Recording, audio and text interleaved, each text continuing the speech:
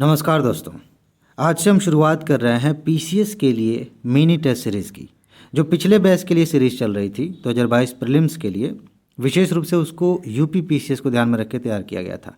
अभी जो सीरीज़ शुरू हो रही है इसको बाकी स्टेट्स को भी ध्यान में रखकर तैयार किया गया है, इसलिए ज़्यादा इंपॉर्टेंट है। और अगर आप यूपीएससी की भी तैयारी करते हैं तो भी यह सीरीज़ उसमें बहुत ज़्यादा मदद करेगी।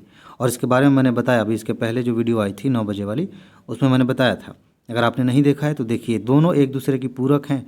अगर आप दोनों को साथ में लेकर चलते हैं आपको बहुत अधिक सहायता मिलेगी। चलिए सीधे क्वेश्चन पे आते हैं, ध्यान से समझिए। क्वेश्चन आपके सामने है। पहला प्रश्न है, निम्नलिखित में से कौन सा अधिकार भारतीय संविधान के अनुच्छेद 32 के अंतर्गत प्रवर्तित किए जा सकते हैं? ऑप्शंस हैं संवैधानिक अधिकार, मौलिक अधिकार, सांविधिक अधिकार या उपरोक्त सभी। अगर आपने मूल अधिकार पढ़ा है, इसके बारे में मैंने वीडियो बनाया था, अगर आपने पढ़ा है तो आपको पता होगा। वैसे अलग से भी मैंने जो रिट जारी किए जाते हैं उसको अलग से भी समझाया था, तो आपको पता चलेगा कि जो मौलिक अधिकार हैं उनको प्रवर्तित कराने के लिए, उनको लागू कराने के लिए आप जो है इसका सहारा ले सकते हैं, आर्टिकल 32 का। सिंपल है, इससे क्वेश्चन पूछे जाते हैं। आगे देख लीजिए, इसका जो है इसकी व्याख्या नीचे लिखी गई है, आप इसे देख सकते हैं। और कितने तरीके से आप उसके तहत न्याय प्राप्त करते हैं, ये कुछ रिट जारी किए जाते हैं। यहाँ से भी क्वेश्चन आते हैं, जिसमें से बंदी प्रत्यक्षीकरण, परमादेश, प्रतिषेध लेख, ये सब मैंने आपको बताया है, पीडीएफ नोट भी दी है। इसके बारे में थोड़ा थोड़ा पढ़ लेंगे और जब इस पर क्वेश्चन आएगा तो मैं आपको विस्तार से इसके बारे में बताऊँगा। तो ये सारी चीज़ें हैं, इंपॉर्टेंट है। आगे देखिए, भारत की सर्वाधिक बड़ी जनजाति कौन है? सीधा सा क्वेश्चन पूछा जाता है पीसीएस में। भील, गोंड, संथाल या थारू? इसका उत्तर ये है कि जो गोंड जनजाति है वो भारत की सबसे बड़ी जनजाति है। इसके बारे में एक मिनट, हाँ, इसके बारे में यहाँ नीचे जो है आप देख सकते हैं। एक मिनट, कहाँ गया? यहाँ इसके बारे में व्याख्या लिखी गई है, आप ध्यान से देख सकते हैं कि ये कहाँ पे पाई जाती है। मैं ज़्यादा विस्तार में आ जाऊँगा तो वीडियो बहुत ज़्यादा लंबी हो जाएगी। आप ऐसा करें, जब मैं आंसर बता दूँ तो वीडियो को पॉज कर लीजिए, स्टॉप कर दीजिए और एक बार पढ़ लीजिए, आराम से आपको समझ में आ जाएगा। चलिए आगे बढ़ते हैं। स्ट्रैबो के अनुसार संगम युग के किस वंश के शासक ने रोमन सम्राट के दरबार में 20 ईसा पूर्व के लगभग अपना एक दूत भेजा था? ऐसे क्वेश्चंस आते हैं और ये थोड़े से टफ लेवल के क्वेश्चंस आते हैं, इनको आप ध्यान में रखेंगे, क्योंकि अभी वैसे भी मध्यकाल में भी आप आते हैं, देखें कि कौन सा दूत कहाँ से आया, किसके यहाँ गया। जो फेमस थे, जिन्होंने कोई किताबें लिखी हैं या कोई अच्छा विवरण दिया है जो इतिहास के दृष्टिकोण से महत्वपूर्ण है, वहाँ से क्वेश्चन बनते हैं। और उसी तरह का ये भी एक क्वेश्चन है। तो बताइए, पांड्य नरेश थे वो कि चोल नरेश थे, चेर थे, या फिर इनमें से कोई नहीं थे? इनके बारे में मैंने आपको बताया, पीडीएफ नोट दी है। अगर आपके पास पीडीएफ नोट नहीं है तो कमेंट में जाएंगे ना, तो ऊपर एक पिन किया हुआ कमेंट है, वहाँ पे जानकारी मिल जाएगी, डिस्क्रिप्शन पे भी मिल जाएगी। बताइए इसका आंसर क्या है? इसका आंसर है पांड्य नरेश थे, उन्होंने भेजा था।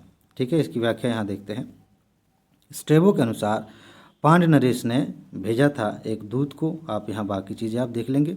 ओके, स्ट्रैबो के बारे में थोड़ी सी जानकारी दी गई है, इसके बारे में भी मैंने आपको बताया है, पढ़ाई है चीज़ें, कि स्ट्रैबो जो है वो क्या थे, उन्होंने क्या लिखा, ये सारी चीज़ें हैं। एक भूगोलवेत्ता भी थे, इतिहासकार थे, बाकी चीज़ यहाँ पे हैं।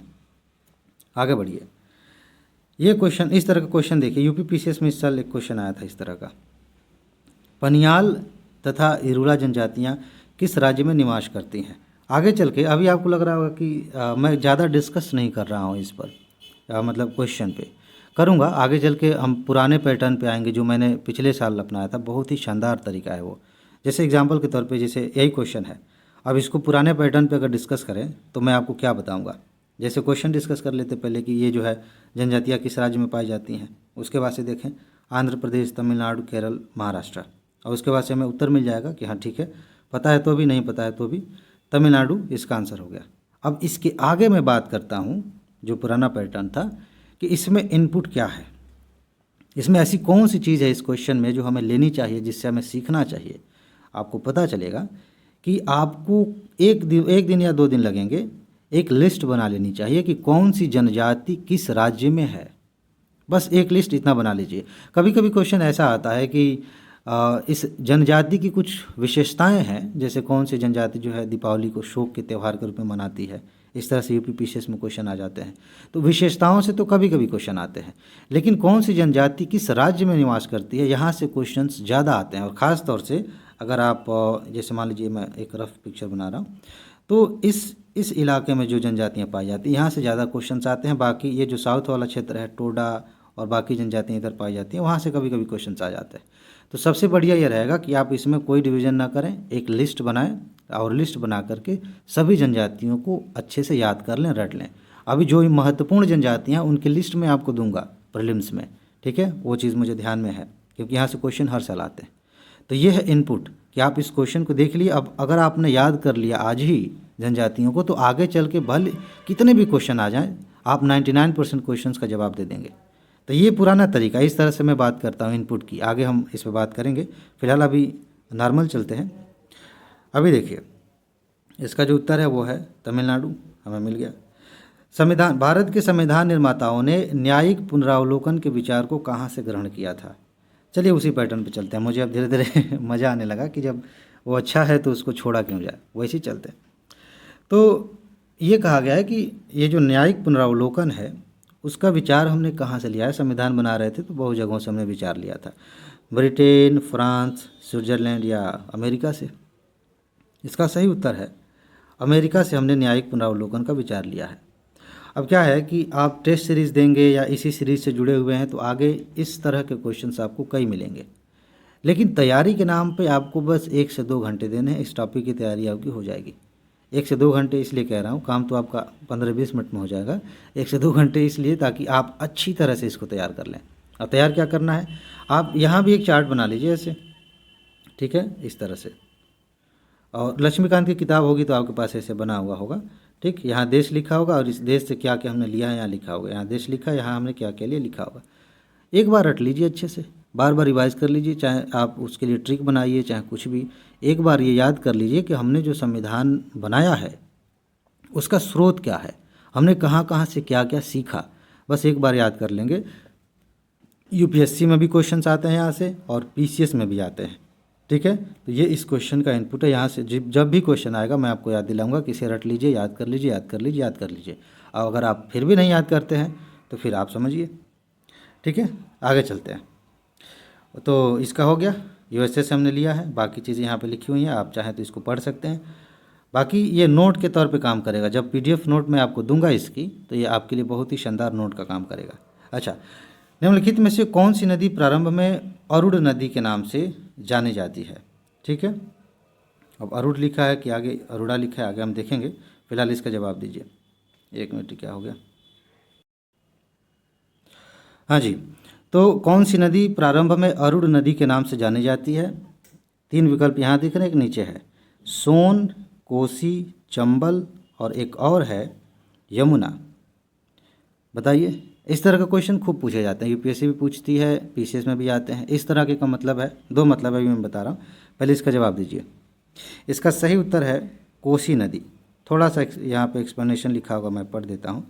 अरुण नदी जो है वो कोसी नदी की एक महत्वपूर्ण उपनदी है। यह तिब्बत के यहाँ से निकलती है, ठीक है। ये सब कभी कभी ना ये फालतू की कुछ चीज़ें होती हैं जिनको आप छोड़ दें तो ही अच्छा है, दिमाग से कभी कभी भूल जाता है। कोई महत्वपूर्ण नदी जैसे मान लीजिए ब्रह्मपुत्र है, तो किस ग्लेशियर से निकलती है, उसका क्या नाम है, भारत में ब्रह्मपुत्र का क्या नाम है, उधर क्या नाम, ये महत्वपूर्ण है, इसे याद करना चाहिए, बहुत ज़्यादा इंपॉर्टेंट है। लेकिन छोटी छोटी नदियों के बारे में थोड़ा सा आप चाहें तो स्किप कर सकते हैं। तो यहाँ से निकलती है, मेन चीज़ यही है कि ये कोसी की एक उपनदी है और शुरू में मतलब पहले ही पड़ती है, तो इसका नाम जो है पहले अरुण है, आगे चल के कोसी हो गया, ठीक है। तो मैं क्या कह रहा था, इस तरह के क्वेश्चन से हमें क्या इनपुट लेना चाहिए। कभी भी आप नदी वाला चैप्टर पढ़ते हैं तो 2-3 बातें आप ध्यान में रखिए। अगर फैक्चुअल लेवल पे जाएंगे तो आपको, जैसे मान लीजिए ये नदी वाला टॉपिक है, फैक्चुअल लेवल पे जाएंगे तो आपको पता होना चाहिए कि नदी कहाँ से निकलती है और कहाँ गिरती है। थोड़ा और फैक्ट में जाएंगे तो देख लीजिए कि किस किस शहर से होकर गुजरती है। इसके अलावा कुछ विशेषताओं में जाएंगे तो ये देखिए कि ये इसकी घाटी किस तरह की है, क्या ये गर्त से बहती है, भ्रंश बनाती है कि नहीं, ये डेल्टा बनाती है या नहीं, इस तरह की चीज़ें देख लीजिए। या फिर कुछ और विशेषताएं हैं इसकी, जैसे कि कुछ बाढ़ उड़ वाला चक्कर है, तो इस तरह की चीज़ें आप ध्यान में रखेंगे। इसकी सहायक नदियाँ और महत्वपूर्ण नदियाँ जैसे गंगा है, महानदी है, यमुना है, इनकी सहायक नदियों में आप लेफ़्ट राइट का ध्यान रखेंगे। मैंने पहले भी बताया था कि नदी का लेफ़्ट राइट कैसे पता चलेगा। जैसे मान लीजिए कि ये नदी इधर बह रही है, तो आप नदी की तरफ मुंह करके खड़े हो जाइए। जो आपका लेफ़्ट है वो नदी का लेफ़्ट हो जाएगा, जो आपका राइट है वो नदी का राइट हो जाएगा, और इसी हिसाब से ये लेफ़्ट राइट दाहिना बायाँ पता किया जाता है। तो उस तरह से आप याद कर लीजिए। इतने डायमेंशन में आप नदी को पढ़ेंगे, काम हो जाएगा, उससे ज़्यादा पढ़ने की ज़रूरत नहीं होती है। ओके, कुछ चीज़ें ऐसी हैं नदियों में, जैसे भारत की नदी आप पढ़ रहे हैं तो आप देखेंगे कि जैसे भारत है, प्रायद्वीपीय भारत, तो कुछ नदियाँ इधर बह रही हैं, कुछ नदियाँ इधर बह रही हैं।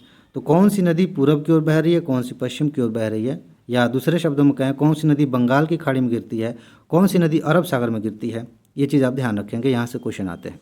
ओके, चलिए आगे बढ़ते हैं। 7वां क्वेश्चन, निम्नलिखित में से कौन सी शर्त भारत की नागरिकता प्राप्त करने के लिए नहीं है। नागरिकता से क्वेश्चन आते हैं। बताइए किस किस आधार पर किसी व्यक्ति को भारत का नागरिक बनाया जा सकता है। अगर आपने पढ़ा है तो आसान है, नहीं पढ़ा है तो थोड़ा सा मुश्किल है। आधार में देखिए, अधिवास हो सकता है, वंशक्रम हो सकता है, पंजीकरण हो सकता है, संपत्ति स्वामित्व हो सकता है। इसमें से पूछा जा रहा है कि कौन सा नहीं है, तो इसका सही उत्तर होगा संपत्ति का जो स्वामित्व है ये आधार नहीं है, क्योंकि बहुत सारे लोग हैं, विदेशी लोग हैं, जिन्होंने हमारे यहाँ फैक्ट्री खोल रखी है, ज़मीन खरीद के रखा है, वहाँ पे कोई काम कर रहे हैं, तो इसका मतलब ये नहीं कि वो भारत के नागरिक हो जाएंगे। ठीक है ना। बाकी अधिवास, आप कहाँ रहते हैं, कितने सालों तक आप इंडिया में रहे हैं, या आज़ादी से पहले आप कहाँ रहते थे, या भारत में या पाकिस्तान में, ये सारी चीज़ें अधिवास को ध्यान में रख के भी तय की जाती हैं। वंशक्रम जो है इम्पॉर्टेंट है, आपके पूर्वजों के बारे में जानकारी ली जाती है। पंजीकरण करा के भी आप जो है नागरिक हो सकते हैं, ये आधार नहीं है। ओके, इसके बारे में नीचे लिखा गया है, आप देख सकते हैं कि ये जो है ये वो आधार हैं जिनके आधार पे आप भारत के नागरिक बन सकते हैं। लक्ष्मीकांत वाली किताब में या किसी और पॉलिटी की किताब में आप देखेंगे तो इनके बारे में थोड़ा विस्तार से बताया गया है। ठीक है, जैसे संविधान में क्या बातें कही गई है कि किस व्यक्ति को भारत का नागरिक माना जाएगा। जन्म से नागरिकता, तो वो जन्म कब हुआ हो, ये सब बातें ध्यान में रखी जाती हैं। वंश द्वारा भी, वंश के बारे में क्या बातें हैं जिसको ध्यान में रख के नागरिक बनाया जाएगा। पंजीकरण की क्या प्रक्रिया है, प्राकृतिकरण क्या होता है, ये सारी चीज़ें आपको कभी कभी यहाँ से क्वेश्चन आ जाते हैं, ध्यान रखिएगा। जैसे मान लीजिए पूछ लिया जाए कि प्राकृतिकरण द्वारा नागरिकता प्राप्त करने का क्या अर्थ है, तो आपको पता होना चाहिए। ठीक है, हालांकि पीसीएस में इतनी गहराई में नहीं जाते, पीसीएस में ऊपरी सतह पे पूछते हैं, लेकिन आपको उस लेवल पे भी पढ़ना चाहिए, कभी कभी मेंस में इस तरह के क्वेश्चन आ जाते हैं। चलिए आगे बढ़ते हैं। 8वां क्वेश्चन देखिए, भारत और म्यांमार के बीच सीमा निर्धारण करने वाली 3 पर्वत श्रेणियां कौन कौन सी हैं। जैसे मान लीजिए यहाँ पे स्क्रीन पे मैं प्रायद्वीपीय भारत से आप आइडिया लगा लेंगे ऐसे ना। अब इधर पे जो है ये म्यांमार है, ये भारत है, और यहाँ पे श्रेणियाँ हैं पर्वत की। अब आप अगर आपने मैप देखा होगा तो आप गेस कर सकते हैं कि कौन सी 3 श्रेणियाँ हैं। खासी, पटकोई, अराकानयोमा, अल्टाई पर्वत श्रृंखला, ग्रेट डिवाइडिंग रेंज, या इनमें से कोई नहीं। अगर आपने इसके बारे में पढ़ा होगा, इसके बारे में हमने पहले भी डिस्कस किया था, तो आप वैसे भी गेस कर लेंगे कि भारत और म्यांमार की सीमा पे एक लंबी सी पर्वत श्रृंखला है जिसको कहते हैं अराकानयोमा। उसके साथ ये भी चीज़ें हैं, इनको आप देखेंगे वहीं पे बगल में ही है, तो ये सीमा निर्धारित करती है। ओके, आगे बढ़ते हैं प्रश्न संख्या 9 की तरफ। बाकी यहाँ पे चीज़ें लिखी गई हैं, आप देख सकते हैं। प्रश्न संख्या 9, एक मिनट, ये जो है आंसर अभी मत देखिए। हाँ, किसे लोकप्रिय नाम लाल कुर्ती के रूप में जाना जाता है। यहाँ से पीसीएस में खूब क्वेश्चंस आते हैं। लाल कुर्ती के रूप में जाना जाता है। कांग्रेस के समाजवादियों को लाल कुर्ती कहा जाता था, आज़ाद हिंद फौज के सदस्यों को कहा जाता था, या खुदाई खिदमतगार के जो सदस्य थे उनको कहा जाता था, या फिर रानी गैरिनेलियो द्वारा जो लोग थे उनको कहा जाता था। इनके मतलब ग्रुप में थे ये नीत लोग, जो है पता नहीं क्यों लिखा है, मतलब इन्होंने जिन लोगों को कोई नाम दिया था वो। फिलहाल ये तो नहीं है, बताइए। इसका सही उत्तर है खुदाई खिदमतगार एक संगठन बनाया गया था जब मेरे ख्याल से सविनय अवज्ञा आंदोलन चल रहा था, उसी समय की बात है। तो ये कहाँ पे था, जैसे फिर से मैं मैं इंडिया का ऐसे रफ चित्र बना देता हूँ। तो ये जो क्षेत्र है ना इधर राजस्थान की तरफ, यहाँ पे ये काम कर रहा था संगठन काफ़ी अच्छे से पाकिस्तान की तरफ। देखिए इसके बारे में मैं आपको थोड़ा सा बता दूं, ये नाम आप अच्छे से याद रखेंगे। इनको सीमांत गांधी भी कहते हैं। खान अब्दुल गफ्फार खान, इन्होंने ही लाल कुर्ती नामक संगठन बनाया था, खुदाई खिदमतगार संगठन बनाया था। ओके, और राष्ट्रीय आंदोलन में इनकी बहुत महत्वपूर्ण भूमिका थी। आगे चलते हैं। अगला प्रश्न है 10वां प्रश्न, काम करने के अधिकार को राज्य के नीति निर्देशक तत्वों में निम्नलिखित में से किस अनुच्छेद के अंतर्गत रखा गया है?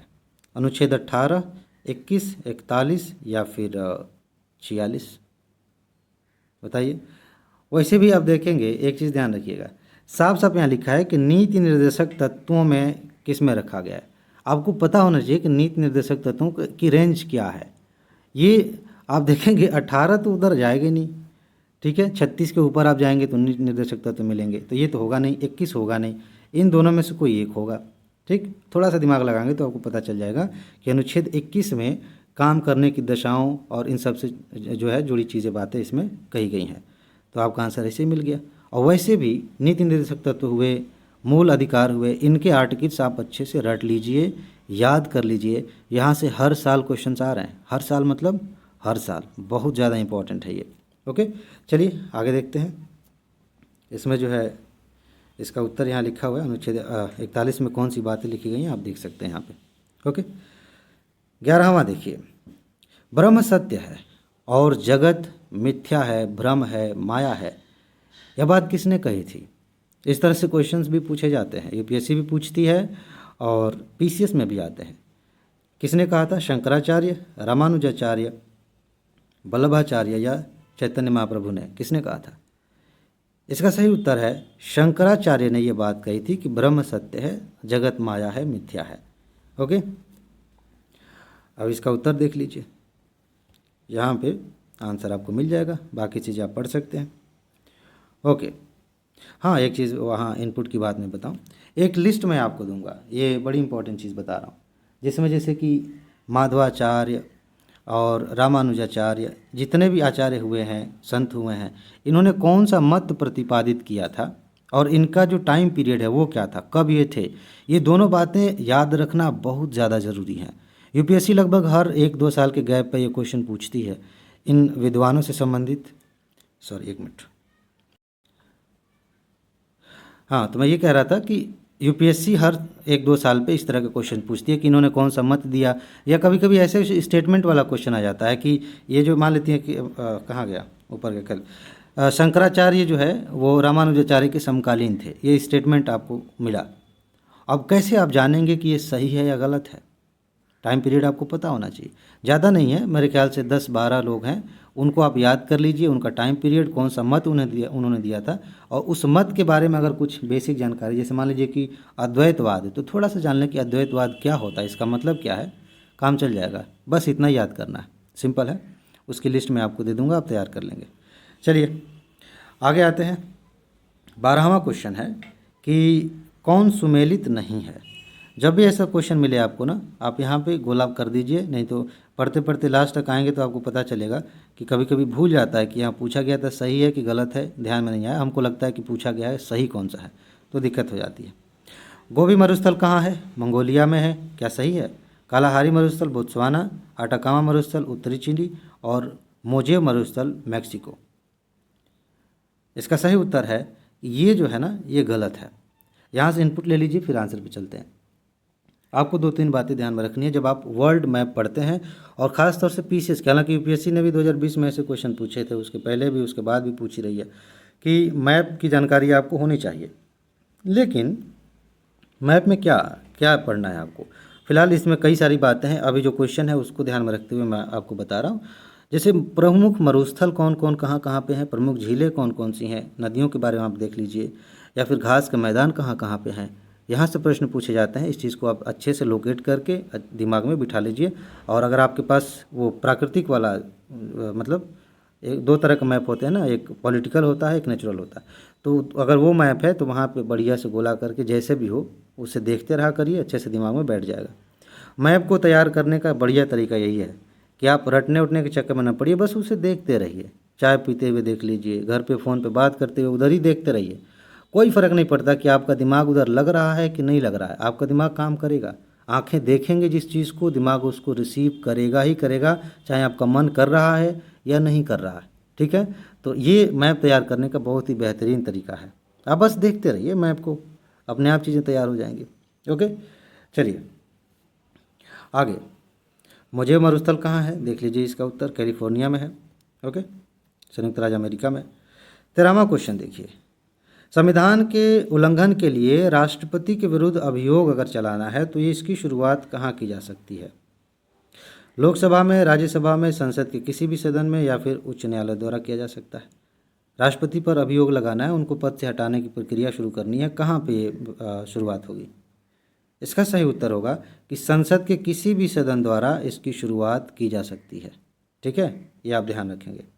ओके, आगे देख लीजिए, यही बात यहाँ पे लिखा है। अब देखिए 14वां क्वेश्चन, भारत की राष्ट्रीय आय के बारे में कौन सा सही है? ये जो क्वेश्चन है ना, ये भारतीय इकोनॉमी के नेचर को दिखाता है। आप अच्छे से समझ जाएंगे। इस कंसेप्ट को लेकर के कई बार मुख्य परीक्षा में क्वेश्चन आए हैं, पीसीएस में भी आया है, यूपीएससी ने भी पूछे हैं। क्या लिखा गया है? सेवाओं की अपेक्षा कृषि का प्रतिशत हिस्सा अधिक है। 3 सेक्टर हैं मोटे तौर पर, सर्विस सेक्टर और एग्रीकल्चर सेक्टर और एक विनिर्माण क्षेत्र जिसको आप कहते हैं, प्राथमिक, द्वितीयक, तृतीयक भी कह सकते हैं। हालांकि अब कुछ नए नए उसमें ऐड किए गए हैं, चतुर्थक हो गया है, पंचम क्षेत्र हो गया है, लेकिन मोटे तौर पे 3 आप देखेंगे। फिलहाल तीनों की तुलना यहाँ की जा रही है। कृषि की अपेक्षा उद्योग का परसेंटेज ज़्यादा है। सी कह रहा है कि उद्योग की अपेक्षा सेवाओं का परसेंटेज हिस्सा अधिक है। और डी कह रहा है कि संयुक्त रूप से कृषि और उद्योग की अपेक्षा सेवाओं का प्रतिशत हिस्सा अधिक है। सर्विस सेक्टर हमारे यहाँ ज़्यादा योगदान दे रहा है इकोनॉमी में, और यही कथन हमारा सही है, इसे आप ध्यान में रखेंगे। ओके, आगे चलते हैं। 15वां क्वेश्चन देखिए, शिवाजी महाराज के अष्टप्रधान का जो सदस्य विदेशी मामलों की देखरेख करता था उसका नाम क्या है? 8 मंत्री थे जिसको अष्टप्रधान कहा गया था, शिवाजी के दरबार में थे। बताना है कि जो व्यक्ति विदेशी मामलों को देखता था वह कौन था, उसका नाम क्या था? पेशवा, सचिव, पंडित राव या सुमंत? इसका सही उत्तर है सुमंत। जो व्यक्ति था वो विदेशी मामलों को देखता था। एक तरह से आप कह सकते हैं कि ये विदेश मंत्री था। यहाँ लिखा है, इसका एक और नाम है, कभी कभी ये वाला पूछा जा सकता है, सुमंत ना पूछ के दबीर पूछा जा सकता है। दबीर या सुमंत, ये विदेश मंत्री था, विदेशी संबंधों को बढ़ावा देना इसका काम था, विदेशी मामले देखता था। ठीक है, तो इस सीरीज़ में हम 15 क्वेश्चन ही लेके चलेंगे। मेरे ख्याल से कितना टाइम हो गया? 22 मिनट हो गए। 20-22 मिनट के आसपास की ये वीडियो रहेगी डेली की। तो इसमें बस इतना ही है। अगले दिन, अगले पार्ट में हम और भी प्रश्नों को देखेंगे जो महत्वपूर्ण प्रश्न है। तब तक अपना ख्याल रखिए, खुश रहिए, मस्त रहिए, मुस्कुराते रहिए, सफल होइए और ज़िंदगी को एंजॉय करिए। आगे मिलते हैं। नमस्कार।